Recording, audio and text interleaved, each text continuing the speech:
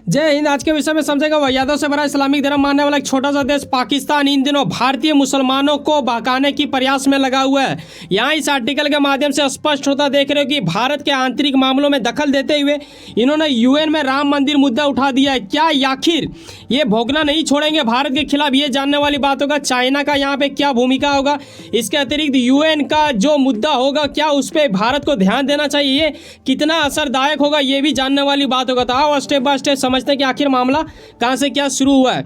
यकीनन इस पर कोई शक नहीं है कि पूरी दुनिया की मीडिया कई प्रकार के आर्टिकल इन्हें भिखारी के नाम से संबोधित करता है और इस पे हकीकत वाली भी बात होता है। जो देश खुद को नहीं संभाल पा रहा है उन्हें लगने लगा है कि भारत के लोकतांत्रिक खतरे में आ चुका है। हमारे यहाँ के जो मुस्लिम है वो राम मंदिर को लेकर पीड़ा महसूस करती है इत्यादि।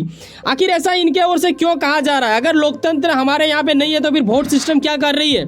आने वाले 2024 चुनाव लोकसभा के लिए इतना ज़्यादा लोग उत्साहित क्यों हैं? एक त्यौहार के जैसा क्यों मनाया जाता है? ये शायद पाकिस्तान जैसे देशों को कभी समझ में नहीं आएगा क्योंकि उन लोगों ने कभी ऐसा कुछ देखा ही नहीं है।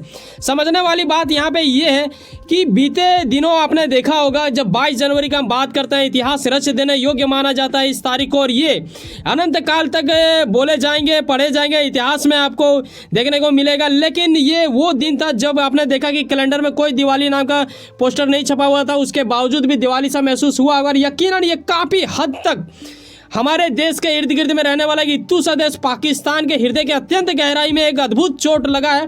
तभी जाके वो इन चीज़ों को लेकर काफ़ी ज़्यादा भाषणबाजी करने लगे हैं, और वो भी एक ऐसा भाषण जो कि लोगों को फोड़ने के लिए बात की जाती, जिस तरह अंग्रेजों की ओर से की जाती थी। मतभेद कर दिया जाता था, फिर दोनों आपस में लड़ते थे, फिर बीच में वो फायदा उठाते थे। वही प्रयास उनका एक ओर से फिर से है। लेकिन मैं बताना चाहूँगा हर उन भारतीय मुस्लिम भाइयों को कि इस तस्वीर को जरा गौर से देखें, जहाँ आपको एक हिंदू एक मुस्लिम देखने को मिलेगा जो कि राम मंदिर ही दीवार का एक भाग है जिसे नमन करते हुए दिख रहे थे। ये स्पष्ट कराता है कि हमारे देश के मुस्लिम काफ़ी ज़्यादा खुश हैं इन चीज़ों को लेके। हमारे यहाँ पे हर धर्म का एक तरह से सम्मान होता है। और एक बात अगर आप याद रखो कर पाओ तो आपको ये चीज़ महसूस होगा, जब ना सिर्फ धर्म का बल्कि हकीकत से जुड़े वास्तविकता के निकट वाले चीज़ों के ऊपर भी हमारी सरकार ध्यान रखती है। हम बात करें 3 तलाक का तो आपको याद करना चाहिए बीजेपी को 370 का, तो ये सब यहीं पे होता है भाई साहब, भारत में, ना कि पाकिस्तान में। तो पाकिस्तान लोग हमेशा यही सब करता है। एक बात हमें ये बताओ, OIC ठीक है, जो कि माना जाता है पूरे मुस्लिम में जितने भी विश्व में हैं उन देशों का संगठन जिसमें करीब 57 देश हैं। लेकिन समझने वाली बात यहाँ पे ये है कि जब भिखारी पाकिस्तान जैसे देश ने पहले OIC में बात उठाया राम मंदिर को लेके, उसके बाद क्या करता है ये भारत को बदनाम करने के लिए फिर UN में ही भी ये क्यों जाते हैं? क्या यहाँ से इनका पल्ला नहीं साफ हुआ या फिर ये कुछ और चाहते थे? ये भी जानने वाली बात होगा जो कि हम लोग आगे अभी देखेंगे ही। लेकिन इन्होंने बैठक के दौरान कहा किया था ये जान लो। ये ज़रा सुनने में थोड़ा अजीब लगेगा आपको, कि लगेगा यार पाकिस्तान के मुंह से ये शोभा देता है जो देश खुद भी मतलब ये नहीं है, मतलब आप हो नंगा और आप चले हो दूसरे को कि भाई साहब आप ड्रेस पहनो, ये गजब हो जाती है। और वो भी किसे बोल रहे हो? अगर उसके पास ड्रेस नहीं होता तो वो ऑलरेडी ड्रेस में है। जैसे कि मैं तुलना के अनुसार ये कह रहा हूँ कि इंडिया देखो भाई कपड़ा वपड़ा पहना हुआ है देश है, ठीक है। पाकिस्तान का आपको हालात पता है, पाकिस्तान अगर वैसे देश को बोलता तो समझ में आता। इनका ये कहना है कि यहाँ पे भारतीय मुसलमानों के सामाजिक आर्थिक और राजनीतिक कल्याण के साथ साथ क्षेत्र में सद्भाव और शांति के लिए एक महत्वपूर्ण खतरा पैदा करती है। ये किसके लिए बोला जा रहा है? राम मंदिर को लेके। बेटा सुनो पहले, अगर कोई पाकिस्तानी हो तो या फिर जो पाकिस्तान को चाहते हो वो लोग IMF से पहले भीख मांगना छोड़ो, ठीक है। नाक कान हाथ दांत सब कुछ रगड़ने के बाद तुम्हें 3 बिलियन मिलता है, इससे ज़्यादा तो हम लोग कश्मीर के किसी एक छोटे से फंड में लगा देते हैं। तो भारत के साथ तुलना ही नहीं करना चाहिए, ठीक है।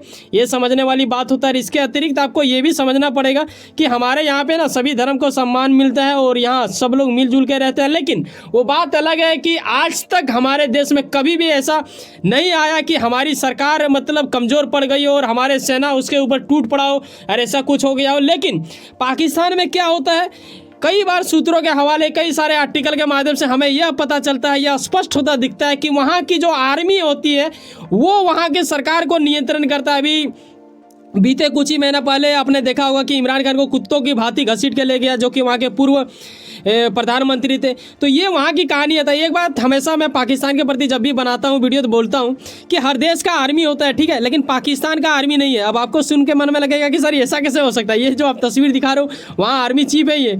देखो ऐसा नहीं है, दरअसल पाकिस्तानी आर्मी का ना एक छोटा सा देश है जिसे पाकिस्तान कहा जाता है। फिर से शब्दों को सुनिएगा, थोड़ा दोनों में अंतर नजर आएगा आपको। हर देश का आर्मी होता है लेकिन पाकिस्तान का आर्मी नहीं है। दरअसल पाकिस्तान आर्मी का अपना एक देश है जिसे आप पाकिस्तान के नाम से जानते हो, तभी तो वहाँ के जो आर्मी होते हैं वो साबुन तेल इत्यादि सब कुछ बेचते हैं और वहाँ के सरकार को भी कौन आएगा सत्ता में ये यही लोग तय करते हैं। ऐसा कई बार देखने को मिला है। अच्छा, एक बात ये भी आपको मानना होगा कि अगर पाकिस्तान को इतना ही कदर है हमारे देश के भारतीय मुसलमानों का, वैसे तो ये लोग हमारे देश में खुश है ही, लेकिन अगर उतना भी ज़्यादा ये जताना चाह रहे हैं तो क्यों ना हमें OIC में जोड़ा जाता है, ठीक है। जब यहाँ पे 57 देश जुड़े हुए हैं, जबकि हमारे देश में मुस्लिमों की संख्या की बात करें तो विश्व में अगर मामले में देखें तो तीसरे स्थान में आती है। तो फिर इतनी बड़ी संख्या होने के बावजूद भी जब हम जुड़ना चाहते हैं तो हमें क्यों नहीं जोड़ा जा रहा है। सुषमा जी के टाइम में आपने देखा होगा कि ये एक प्रयास रहा था, लेकिन यहाँ पे देखो ये बहिष्कार करते हुए आर्टिकल हमें यहाँ पे देखने को मिलता है जब पाकिस्तान गला चीर चीर के मतलब चिल्ला रहा था कि नहीं इंडिया को मत लाओ, इंडिया को क्यों नेता दिए हो, ये वो इत्यादि। तो ये है पाकिस्तान की हकीकत, ठीक है। ये चाहते भी नहीं है कि हम वहाँ पर जाएँ। अगर हमारे वहाँ के लोग वहाँ पर जाएंगे तो हमारे मुस्लिम भाइयों को जो तकलीफ होगी वहाँ पर रखा जाएगा। आप क्यों बोल रहे हो, आप क्यों चिल्ला रहे हो, हमें आने दो। लेकिन ये पाकिस्तान को पसंद नहीं है।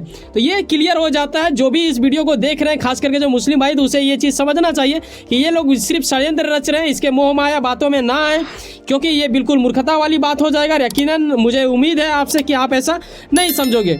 और सवाल आ जाता है जब बाबरी मस्जिद का, यकीनन कहीं ना कहीं आपको याद आ गया होगा 6 दिसंबर 1992 का, जब ऐसा कुछ हुआ था हिंदू की ओर से, मतलब विश्व हिंदू परिषद और बीजेपी के कुछ दिग्गज लोग उसमें शामिल रहे।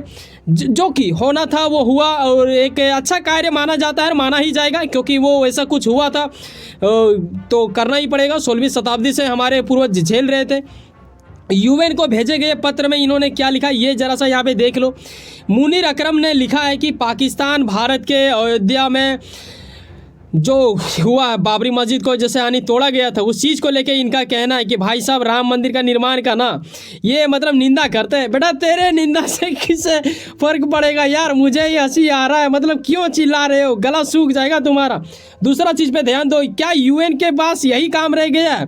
इंडिया वो देश है जो कि काफ़ी तेज़ी गति से बढ़ रहा है, विश्व लेवल में हम लोग तहलका मचा रहे हैं। हम चंद्रयान 3 जैसे चीज़ों को लॉन्च करते हैं। ऐसा नहीं है कि तुम्हारे देश के झंडा में जो तिरंगा है, उस चीज़ में जो चांद है, उस चीज़ को तुम अपना लेते हो और हम वहाँ पे चल जाते हैं जहाँ का तुम ख्वाब देखते हो। तो ये जानने वाली बात होगा। लेकिन बताना चाहूँगा जब बाबरी मस्जिद को धांसा गया था ना, तो उसके एक दिन बाद यानी 6 दिसंबर 1992 में धांसा गया, ठीक है। उसके बाद आप देखोगे कि एक दिन बाद 7 दिसंबर को पाकिस्तान में करीब 30 मंदिरों में हमला कर दिया गया था पाकिस्तान की वहाँ की जनता की ओर से, वहाँ की सरकार की ओर से। ऐसा कुछ कई बार आपको देखने को मिला होगा। तो ये पाकिस्तान की हकीकत है यार, इससे रूबरू हो जाइए तो बेहतर होगा, ना कि अभी अयोध्या राम मंदिर प्राण प्रतिष्ठा को लेके इनके बातों में हलचल में आ जाएं आप। बिना इतिहास के पन्ने पलटे कोई भी चीज़ों के ऊपर निर्णय ना लें और ना ही स्टेटमेंट दें, ताकि आपको भी समझ में आए और बाकी जो समाज में इर्द गिर्द जो लोग होते हैं उसके प्रति भी आप उनको समझा सको।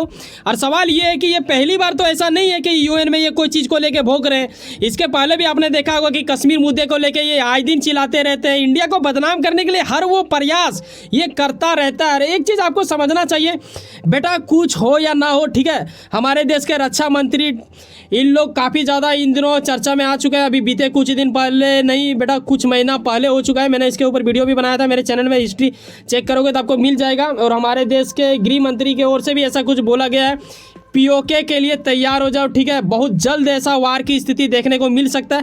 हालांकि ये इतना जल्दी नहीं होगा, क्योंकि हमें ऐसा ज़रूरत करने की नहीं पड़ेगी, क्योंकि वहाँ के लोग ही खुद आना चाहते हैं, कई ऐसे लोग। और रही बात है यहाँ पे समझने की, तो वो है चाइना, जो कि पाकिस्तान का जिगरा वाला माना जाता है। ये आर्टिकल स्पष्ट कराता है कि चाइना में देखो कितने मस्जिद को तोड़ा गया है, कितने को हटा दिया गया है, कितने को बोला जा रहा है कि हमारे जैसा जो हम बोलेंगे चाइना सरकार जैसी बोलेगी वैसा बनाना पड़ेगा। तो ऐसा कुछ करने को मिल रहा है, ये यहाँ पे लाइनिंग के माध्यम से आप देखते हो। लेकिन लेकिन आपने एक बार भी देखा कि पाकिस्तान चाइना के प्रति भोग रहा हो कि वहाँ पे चाइना के मुसलमानों को तकलीफ हो रहा है, अत्याचार हो रहा है? नहीं बोलेगा, क्योंकि उन्हें यहाँ से फंड मिलता है, इन्हें बस चाहिए भीख, ठीक है। बाकी और इंडिया के प्रति ये चिल्लाते रहेंगे, आए दिन कहीं ना कहीं ये भोगता रहता है, नजर आता है, ठीक है। वैसे सुनो ना, कहीं कुछ ना कुछ काम करते हैं, यकीनन अपने काम के प्रति काफी ज्यादा उम्मीद रखते हो, यकीनन आपका मेहनत आपका मंजिल पर क्या मिला। वैसे सुनो ना, सब्सक्राइब कर लो वर्ल्ड अफेयर्स पॉलिटिक्स और जुड़े रहो मुझसे। चलो मिलते हैं किसी नेक्स्ट वीडियो। बाय, जय हिंद, जय भारत।